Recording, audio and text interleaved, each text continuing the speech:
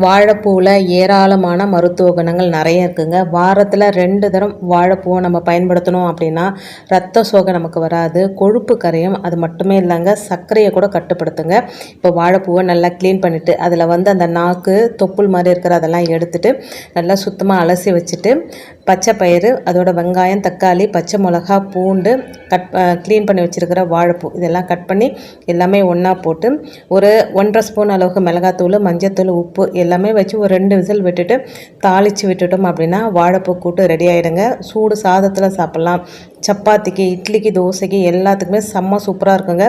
ஒரு சின்ன tips, cooker wait போடுறீங்க அப்படின்னா மேலே ஹேர் வந்த பிற்பாடு குக்கர் வெயிட் போட்டிங்க அப்படின்னா குக்கர் வெடிக்கிற அந்த ஆபத்துலேருந்து நம்ம தவிர்த்துக்கலாங்க.